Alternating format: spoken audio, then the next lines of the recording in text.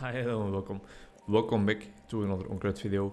Welcome back to another unedited Time Survivors video. Not that we have ever had edited Time Survivors videos, but well, whatever, you know. We have a little update going on here, huh?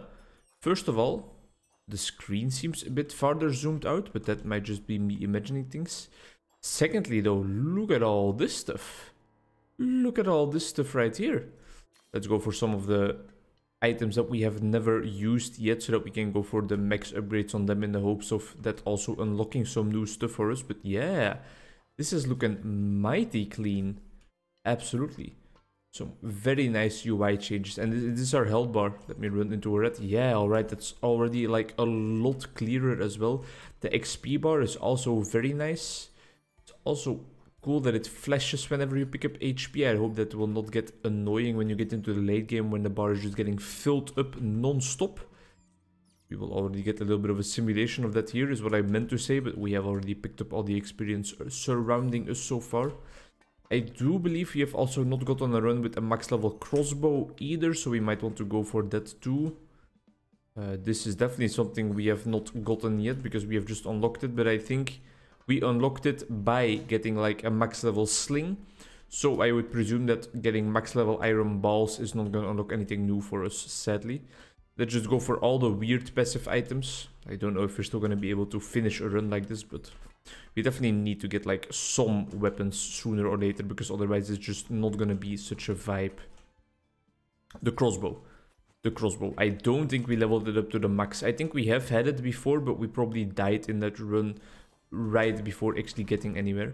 I think if we do ever want to actually finish this map and we want to actually get like a victory, I think that the amoeba is actually one of our best bets. I do believe that it is a very nice late game item. I watched one random Time Survivors video that popped up in my YouTube recommended list, and they were also using the amoebas and they were actually able to get a victory in their run. I hope I can channel some of their energy into my very own victory, but even if we enemy traversal, that's such a weird way of saying piercing, but whatever, even if we don't get a victory, it's definitely going to be okay because we are here for our enjoyment and not necessarily for achieving victories in runs. You must kill 100 enemies, you will die instantly when hit. Enemies give you HP. Take no damage for 60 seconds, otherwise you will die instantly when hit, yeah? Your max HP is increased by 50%, but the effect of all healing items is cut in half. Let's go crazy, let's go for this one. So we can't be hit right now, right? Should, in theory, be easy enough if we look around for the rats actively. Because in like a certain direction, we are always going to be able to move, right? Because we have this crossbow.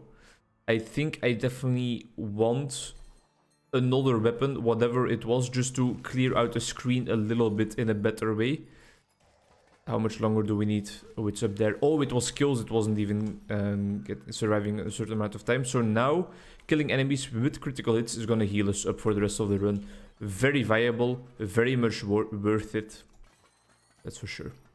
Worth It is also a great series on YouTube. One of the best cooking series on YouTube, like right up there with Binging with Babish, with Joshua Weisman, even up there with Matthew Matheson. And that is the biggest honor I can give a cooking show on YouTube. There's definitely also Chef's Night Out stuff, and Mise en Place are also very fun to look at, but the show I was initially talking about, Worth It, is insane. It is about two guys looking at a certain dish or a certain concept. Last time it was, for example, or the last video I saw about it was like wine pairing with food. So that was not even a certain dish, but it was a concept.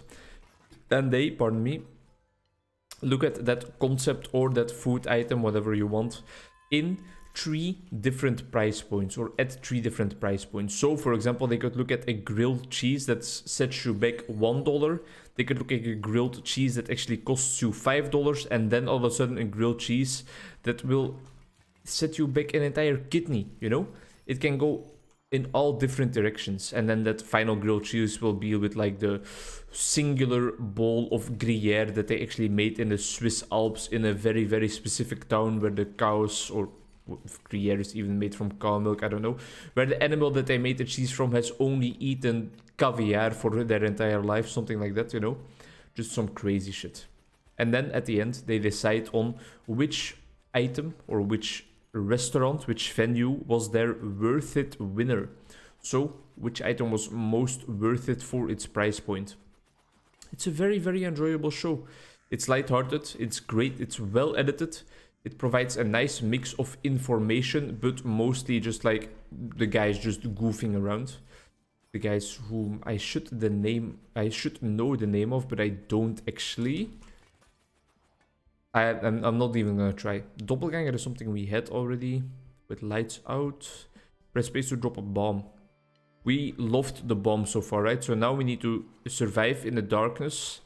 And we are not allowed to pick up too much experience globes, because then we will be in danger. I wonder if you get a magnet right now in this stage while this curse is to be lifted. If you get a magnet, you could probably just die, right? Instantly. I presume you could. I presume you could just immediately pass on into the next life. Oh. I swear that was not planned or not scripted at all. But I'm really, really glad that it ran out. Ooh, a nice little interface indication for us to press space as well. Which reminds me that I actually don't need to be using my mouse at all. And it has been on screen for the entirety of this video so far. And I also noticed that right now, the indicator for one of those curse items is gone. So I guess you can only have two. Maybe you could even only have one, but I now have two because of the purchase of Cerberus's grapes in the past episode. Questions I do not know the answer to. Saw an interesting video a while back on like video games that you need to read a wiki to actually play. Like Minecraft, Terraria, Noita could have definitely been right up there, but it was not because it's probably such an unknown game. Not that it's like the most indie title ever existed, but it's not the most well-known game in existence, that's also for sure. And he was talking, the video creator was talking about like, is it a good thing or a bad thing? That you sometimes just like need to look up one thing to even know what the hell is going on in your game. And you then all of a sudden get transported into this rabbit hole.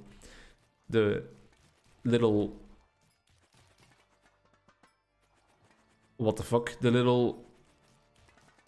Am I having a seizure? What's the word I'm looking for?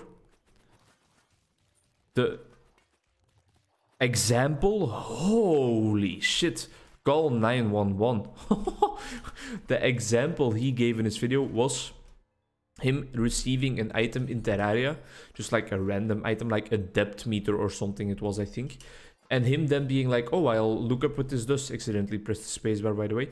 Oh, I look up what it does real quick. And then him being like, oh, I can transform it into a GPS system. If I also get a cell phone and a satellite radar. And if I also get like a nice little pink colored vibrator, I can add that onto it. And then if I additionally just get like a little smartwatch, I can actually put it on top of my wrist. And then if I get the new Snoop Dogg album, I can also flick that wrist in a nice way.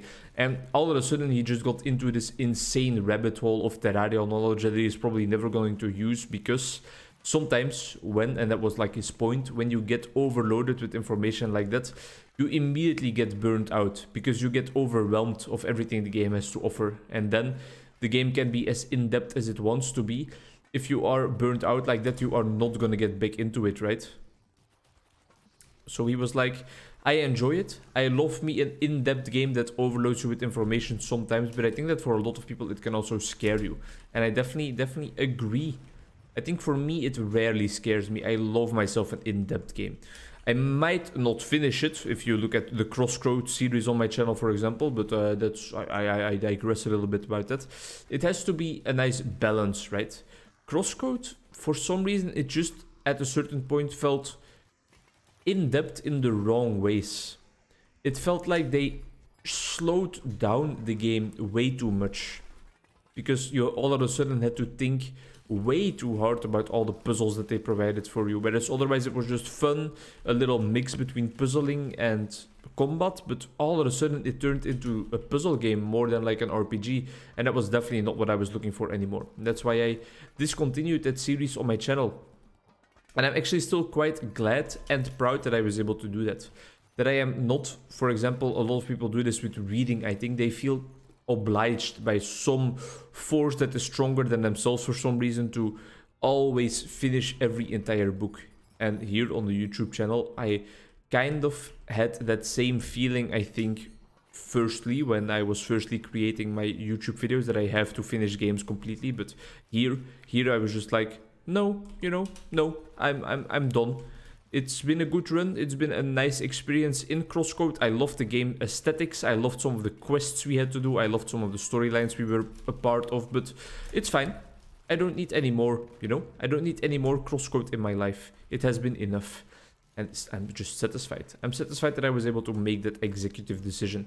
And that I didn't continue playing just to continue playing, because then I think I would have quickly realized my mistake when I would have gotten annoyed by everything that happens in that game. I also notice now that when we fully upgrade a weapon or an item, it gets an entire golden border surrounding it in the top left corner instead of just getting a golden number.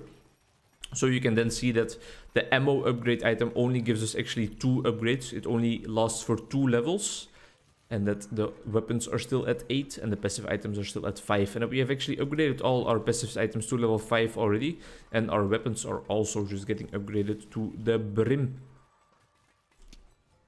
Do I immediately feel the difference already of like having an extra weapon? No, not necessarily right now. Or of having like an extra weapon and an extra passive slot. Not necessarily immediately.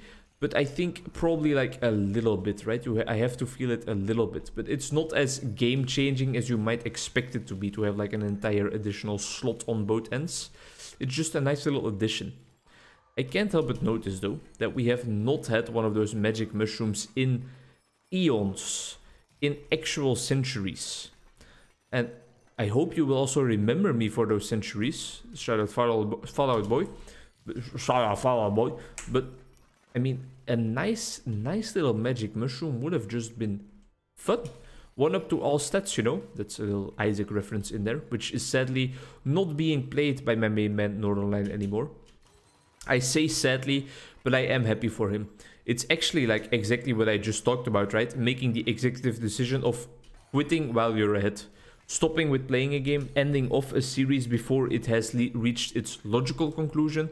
But then again here, in like the Isaac way, in the Isaac show, in the terms of an Isaac game, there is no logical conclusion really, right? Because you can keep on playing it. It's a roguelike or a roguelite, whatever you want to call it, whatever floats your boat. So it can be played ad infinitum. But in a sense, you can achieve like true Platinum God or something, where you complete 3 save files fully, completely. I think that is what that is all about. And I do believe he achieved that already. Or if not, he definitely played the game to the extent of like, alright, I believe you when you tell me that you have gotten all of the enjoyment out of it that you can. And you don't have to just play it for our enjoyment still. It opened up a bunch of space for him to play a bunch of other games. Something I am really surprised about is that he is still on that Super Autopads grind. I admire it. I find it absolutely beautiful. But I had never expected that game to last so long on the Northernline channel. When he started playing it, I watched every single episode. I enjoyed it so much. By now, I have kind of burnt out from that series a little bit. Not that it diminished in quality or anything, but I was just looking for different stuff on YouTube now. A bit more in-depth shit sometimes, or random RuneScape or Minecraft videos, also very much possible. Been enjoying a lot of Minecraft YouTube lately, and some of my own Minecraft gameplay. Next subject I'm gonna get into definitely. But yeah, he just keeps on playing it. He just keeps on playing Super Autopads with the same enthusiasm, with the same quality of commentary. He doesn't get burnt out. He is really like, and this might sound crazy if you are not that respectful towards the job of being a content creator, but he is such a devoted and hard-working content creator. It is inspiring. It is really inspiring for me. Of course, you guys all know that Northernlion is one of the great inspirations in my channel in its entirety, and that's why I've really been shifting into the unedited videos as well, because I learned that from him, that if you want to do bulk production and daily uploads, he even uploads like 3 or 4 videos a day most of the time, that you can't spend time on editing stuff. And he hasn't hired an editor ever. He just uploads his unedited schmuck onto YouTube because he knows that people will laugh. He knows that people will be amused by his antics and whatever he gets up to in the game, because he has this talent of making any game funny, any type of content funny, really. It doesn't even have to be the game or be a game. He makes like chair tier list or execution tier lists, LaCroix flavor tier list, or LaCroix, whatever you want to call it, flavor tier lists, animals that he could take in a fight tier list. You heard that right, yeah, you heard that right, folks. Effortlessly funny. He has raw talent, and I aspire to be even a fraction of what he is someday. Although I must say that lately I have been quite satisfied with with those bomb explosions, is exactly what I meant to say, yeah. But as I said, the next subject, Minecraft. Have been enjoying it a little bit lately, but I have been playing it just on my own, and that is always still a little bit like, do I really want to play Minecraft on my own right now? I kind of do, but are we not just gonna start up a server again in like half a year and then I will have to start over again? Although starting over is one of the most beautiful parts of Minecraft, but I digress. Sometimes people like me just never have the actual dedication to complete a world and to keep on playing in the world after they have completed a certain amount of things. Just like literally a personal attack at me. I am literally the guy in the picture. But I was thinking, I always keep on waiting until my buddy Crogrin makes another one of those servers and he starts paying for the hosting process again. Whereas I am always the only one like really actively waiting for that and really looking forward to when we start up the Minecraft playthroughs again. So it would be way more logical if I would just pay for it myself. I have a steady income right now. I should have nagged quicker. I should have been nagging about it quicker. Here we go. A nice magic mushroom. A nice giant mushroom. Oh yeah. That's the stuff right there. We have been collecting so much gold this run. I should really set up the hosting process. Additionally, I don't have to feel guilty if my buddy Crogrin is paying bills and nobody is playing anymore. Additionally, I can even add some of you guys, if you want to play Minecraft together, onto the whitelist and we can have fun. Additionally, I can just stop the subscription to the hosting servers whenever I get tired of playing the game, because I am mostly the guy that powers through the longest, that achieves the most in our Minecraft worlds, or kind of finishes the most projects. But then when that point finishes, I can just stop the server myself and I don't, again, need to feel guilty towards Crogrin. It only has upsides. The only downside is that I have to pay money, but otherwise we were always just, oh damn, wasted that bomb. We were always just freeloading off my buddy Crogrin, so this is actually like way better for my mental health. Not that it was like impeding my mental health or anything, but you get what I'm saying, right? I'm never gonna be feeling guilty and stuff when I take this approach over the approach of Crogrin paying for everything. So all in all, it's still something I need to think about a little bit, but it does seem to be like a legit option in my books that I might just start hosting my own Minecraft server. I think that would be fun. It would be a lot of fun. I would be able to invite whoever I want, or would be, as I said, to be able to whitelist some viewers if they want to play Minecraft with me. And I could create like a very, very small community of people that are dedicated to playing the game in a nice manner without messing up other people's builds and without wanting to play with too many mods. Just like people that really want to get into vanilla Minecraft and finish some beautiful projects in there, that want to actually invest the time, you know. I am gonna use my crossbow to just keep on moving and not really worry about all the Cerberei that are on top of me right now or above me. We are just gonna be moving through here. We have collected enough gold to probably buy out the shop in the next run, so that's at least something already. But these giant birds here are gonna cause some trouble as soon as they actually start surrounding me. We have our bomb right now, which I think I am just gonna throw down right here so that we can keep on moving down. It is quite sad that, well, there is really nothing to improve our gameplay right now other than finishing this run and buying new upgrades in the shop. We can't really improve anything in this specific run anymore, unless if we just smash up all the pots in the world and keep on hoping for power-ups to drop out of there. but that is like an RNG approach. We can't just progress through grinding, sadly enough. There is a nice amount of enemies on the screen right now that allow us to kind of kite them around a little bit, which is very helpful. And I think we are now definitely at the point that we are definitely at the furthest point I have ever been so far in this game. So I am excited to see if we are going to be able to spawn the boss. Don't get me wrong, I don't think we could kill it, but I want to spawn it. It is a giant mage that has put on her Jordans and has just been running amok. How am I ever going to be able to fight this? This seems insane.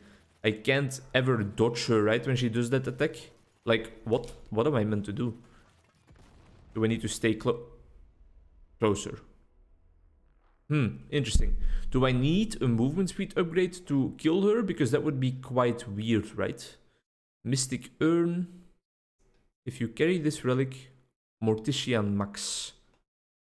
If you carry this relic, Mortician Max. If you carry this relic, I don't understand. I don't understand. Great job on the UI updates though. Definitely gonna pop into Discord, send them a little message about how much I enjoy them. Let's upgrade our move speed a little bit. And with a little bit, I mean invest all our money in there for when we fight the boss the next time.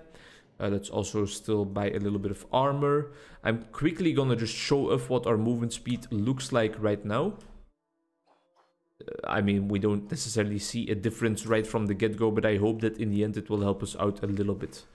Alright, well, thank you very much for watching. I hope to see you in the next one. Great job on the update, people. Bye-bye.